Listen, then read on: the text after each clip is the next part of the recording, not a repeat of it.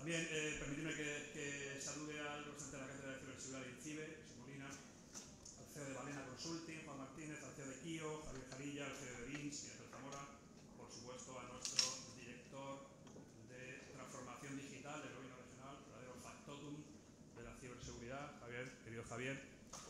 Y solamente unas breves palabras, os dejo que trabajéis, por lo menos interesante de la jornada de hoy, lo que pueda decir el consejero, solamente por poner en contexto lo que supone para nosotros este tipo de jornadas. El gobierno del presidente López Miras está, si me permitís la palabra, obsesionado con la transformación digital de la región de Murcia. Somos una de las regiones, a pesar de ser una región pequeñita, como todos sabéis, somos una de las regiones más digitales de toda España y aspiramos a serlo al 100%.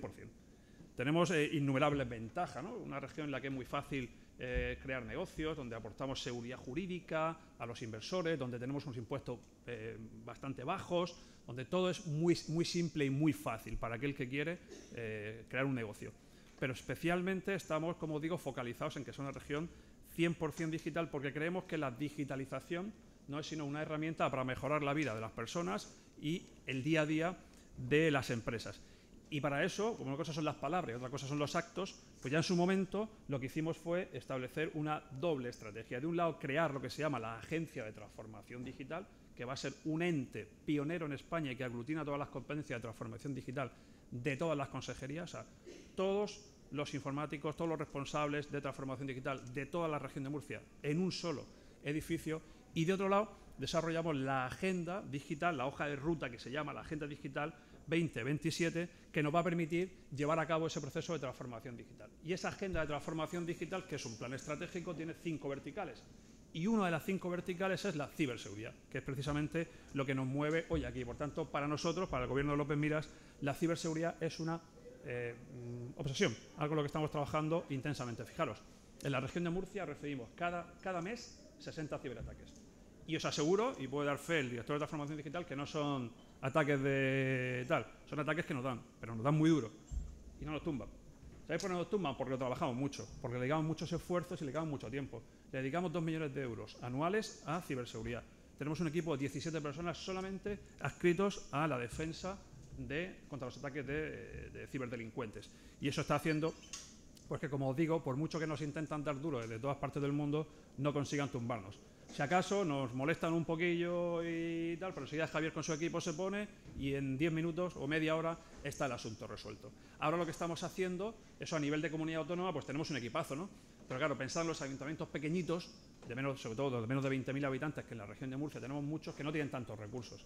¿Qué puede hacer la comunidad autónoma? Uno, dejarlos desamparados y que se busquen la vida, o dos, poner medios para que eso no ocurra, para que puedan defenderse. Y así lo estamos haciendo con una estrategia que se llama Smart Region, en la que estamos destinando pues todos los años una serie de recursos económicos para que esos ayuntamientos a su vez puedan contratar empresas, como muchas de las que están hoy aquí, para que les permita defenderse de esos ciberataques. Por tanto, os decía al principio, y ya con eso termino y os dejo trabajar, que para nosotros es importantísimo que estéis aquí hoy, que estamos prestos y deseosos de escucharos a los expertos, que vamos a tomar muy buena nota, porque en definitiva al final es un trabajo conjunto.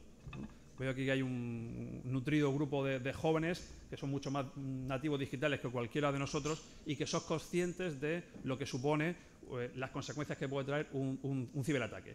Pensaros cuando se nos cae X o se nos cae Instagram o lo que sea, se para el mundo, parece que se para el mundo. Imaginad eso si lo escalamos. Un ciberataque de nivel de magnitudes globales, lo que puede ocasionar. De luego nosotros como administración no podemos permitirlo. Imaginaros que no hubiera servicios digitales en los hospitales o en los colegios o en la propia administración. Por tanto, como eso no lo podemos permitir y tenemos la obligación de defender a nuestros ciudadanos de esos ciberataques, es por lo que organizamos este tipo de jornadas. Así que espero que sean súper exitosas, espero que lo disfrutéis. Yo siento no poder quedarme porque hoy es jueves y los jueves tenemos Consejo de Gobierno, que es la reunión del presidente con todos los consejeros. Y yo ya llego tarde y no quisiera que me echaran del Consejo de Gobierno y dejara de ser consejero, porque me gusta lo que hago. Por tanto, os dejo que trabajéis, espero que sea muy provechosa la jornada, que saquéis muy buenas conclusiones y de luego os quedáis en las mejores manos que la de nuestro director de transformación digital. Así que muchísimas gracias y que paséis un buen día. Gracias.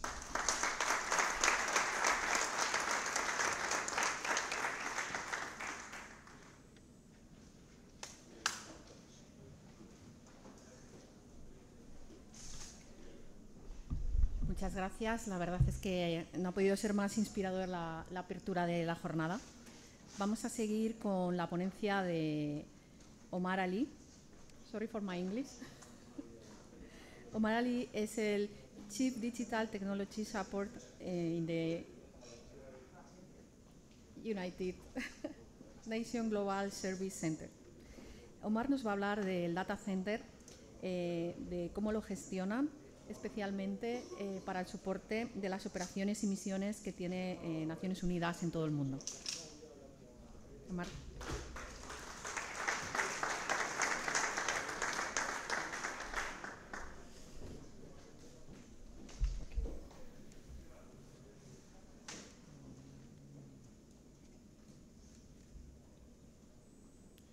So first of all, good morning, and thank you for inviting me here today. I'm glad to be part of this community where we are sharing our experience as well as sharing our experience over the past few years working here in Spain, as well as the long experience that we have in general within the United Nations. So to start with, as you may know, we have a base here in Valencia. It's part of United Nations Global Service Center. The United Nations Global Service Center is actually have two locations, primary locations, one in Brindisi, Italy, and the UNICTF facility here in Valencia. The selection of these places were based on careful study of the location, the support, the communication channels that are available, transportation, as well as the proximity to different peacekeeping. The establishment of Brindisi base started in 1994 as the first UN logistic base that was intended for the support of the UN peacekeeping in the Balkans and former Yugoslavia area. This then been gradually upgraded, and we continue to support other peacekeeping missions. And in 2010, we became we were named as the United Nations Global Service Center. We are actually supporting the entire peacekeeping community all over the world. And here actually the factory, the technology factory for the entire organization. Over the years, we have developed our capacity, and I will show you later on that how the milestones were when Valencia base was established. The services we provide is actually the global services that we provide is in three main areas. One is the supply chain, and the United Nations base in Brindisi is actually the global supply chain base. As well as we have the service for geospatial information and telecommunication technologies, and this is known as the ICT or ICT, and this is between Valencia and Brindisi, and we have a good number of technology engineers, technicians, partners working here with us. And then we have the central services, which is basically like in any administration for any organization where it's managing the human resources, finance, and budget, and procurement, and other activities. UNICTF. So UNICTF was thought of, or the foundation of it was early in 2008, 2009.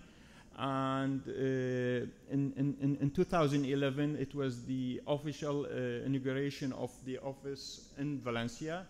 This was done in partnership with the government of Spain, and again, the selection of the place was very well studied, and it was based on the several factors, including the coverage, satellite coverage for both Brindisi and Valencia, that is supposed to be covering the two areas for the sake of continuity, business continuity.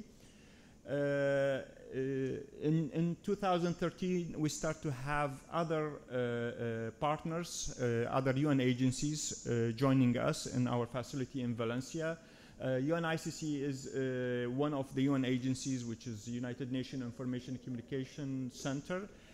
They are specialized on offering ICT services to other UN agencies. Then we have changes in the name of the facility, UNICTFV, then UICTF, which is the current name that we are carrying today. In the next year, 2019, we have UNICEF joining us. 2020, we have IOM. Then we are continually growing, and again, the Valencia base is becoming a preferred base for many UN agencies that are moving their offices from other places around the world, from New York, from Geneva to Valencia, and that is based on the several factors. First of all, the Spanish government will to host UN organization, UN agencies here in Valencia. And personally, as a person who's working in the technology, we are very much benefiting from the talents that is available in Spain, in Valencia region. So we have many, many talented people that we are working with us here in Valencia, and that is among the very important factors that is bringing the United Nations here to Spain. So how do we work, or how is our organizational chart? So United Nations Global Service Center is part of the United Nations Department of Operational Support, which is led by Mr. Atur. He's the Under Secretary General. Under him, we are under the supply chain management, and we have dual reporting lines, one for the supply chain, which is our main reporting line, but we have also a connection to the OICT. Under the USG, we have the UNGSC director. She is based in Valencia, and then here in Valencia, we have the head of the premises, Mr. Michel Bergeron, which I'm talking on his behalf today. Within here, we have several ICT components based in Valencia, and again, Brindisi and Valencia, when it comes to ICT, we are backing up each other. We are in high availability status, so we have resources on both sides, so in case we need to operate from one side, we are always able to do that. In addition to those or the core team here, we have other UN agencies like UNICEF, UNICC, IOM, UNOPS, and OICT. These are all different tenants or partners with us here in Valencia. This is a picture, a nice picture of our facility, and where the Secretary General, Mr. Guterres, described UNICTF as the digital technology hub for the United Nations. This is the population of the staff here in Valencia, and this base started in early years in 2011 with 150 staff. It's now we are accounting for around 700 staff. 54 of that one is Spanish nationals, and the other 46 is a combination between European and non-Spanish and non-European citizens. Within the gender, we are at 66 male, 33 female, and you know, it's a challenging business area, so we are hoping to correct this factor, and there were many efforts. I think this was much worse a few years back, but now we are in a much better situation, condition, and we hope this will be improved in the future. This is the distribution of the UN, different UN agencies, and again, the DOS is the secretariat, which is the core capacity with the original tenants of the facility here, but immediately this start to grow up, and we are having other partners with us here in the base. Again, this is explaining our external relation with our partners. So the head of our premises, Mr. Michel Bergeron, is working closely together with the local authorities, whether it's in the Valencia region or Valencia city. And again, our being here is part of our partnership with the local communities, and we have close ties and partnership with the national authorities, UN agencies, whether here in Spain or globally. And we're also having academic and professional institute partnership, and being here in ISACA is an example of our partnership and commitment to work with the local communities. Again, this is just explaining our partners, and definitely is we are working closely with the Ministry of Foreign Affairs, Ministry of Defense, Ministry of Finance, in addition to the local authorities, as I already mentioned. We are also partnering with different academic professional institutes. We have very close ties and a partnership working with the local universities in Valencia, in addition to other professional institutes, and I think we need to add ISACA here. We need to update this one. We have the UN agencies, whether locally or globally, and we have several projects are actually run from here and supporting these UN agencies globally. So we are benefiting from this technology hub to support the UN community all over the world. Green energy. I don't know how many of you have seen our facility. If you visit Valencia and you tend to stop Bonaire, you'll see a very nice big building with the big satellites. This is where we are sitting. And our facility is actually one of the greenest ICT facilities here in Europe. We have several certifications proving that, and over the years we worked on improving how we are energy efficient, and I did a study a few months back, like Europe-wide we are achieving the numbers that actually, when it comes to power utilization efficiency, we are reaching to the numbers that is,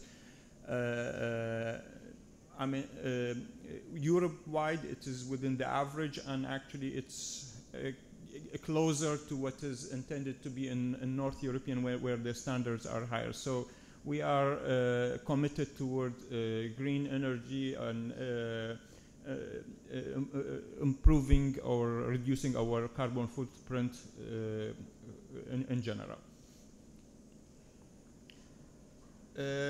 These are some of the certificates that we carry. So our data centers, Brindisi and Valencia, are Tier 3 certified, and that means that in any year we cannot have more than 1.5 hours per year downtime, and over the past few years we didn't have. And what does that mean? Tier 3 is, in other words, like we have redundant connectivity to every piece of equipment. So we are maintaining that, we are renewing our certification, and we are making sure that this global data center is actually on all the time.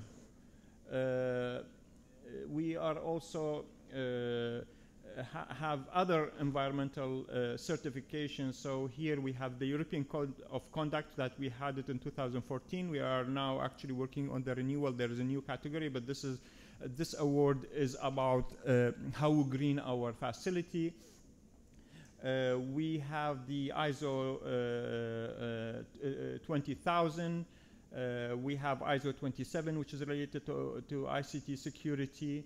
We have other certification when it comes to the environmental management. What was the name of this one? It's Interface. This is the name of the institute, but it has a name. I need to update it here.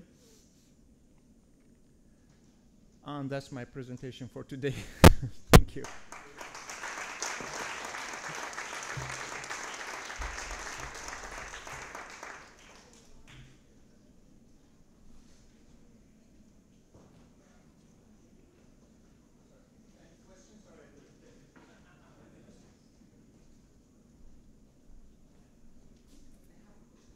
Please.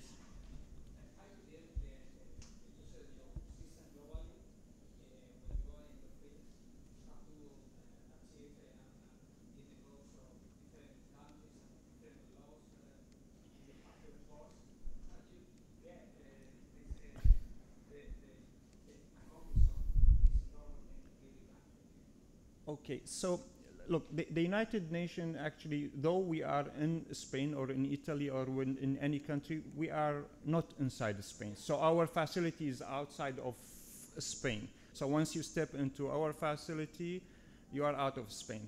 So we follow the standard, the international standards. We are not close to any local standard or requirement, regulations, and that's part of being neutral, being in between the different nations. So we are respecting the local regulations, but we are not obliged to 100% follow them. We are trying to do the balance, and again, our facility, our private cloud is outside of the host country. So that benefits in many ways, because with this global environment, different countries have different requirements, regulations, and that what is applied west may be not accepted on the other side. So that's why the United Nations playing this role. Thank you. Any other question? Yes, please.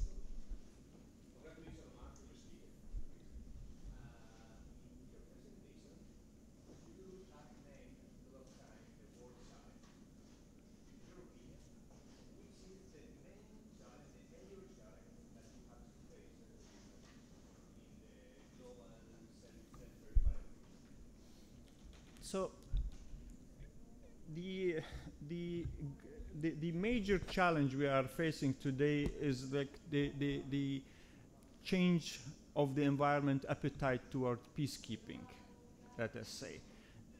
But UNGSC in general, we are working towards expanding our partners and clients. So what was initially established to support the Balkan peacekeeping mission was extended to support in general the peacekeeping and political missions globally. Towards nowadays, our mandate is actually to support the entire clients or partners of the Department of Operational Support. And that increased our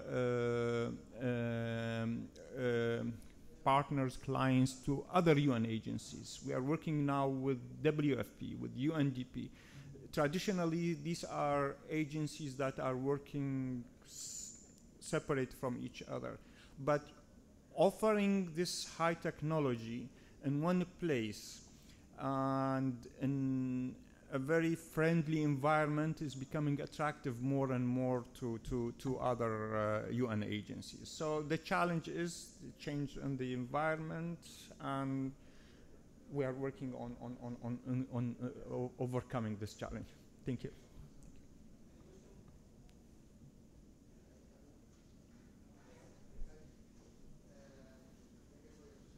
Thank you.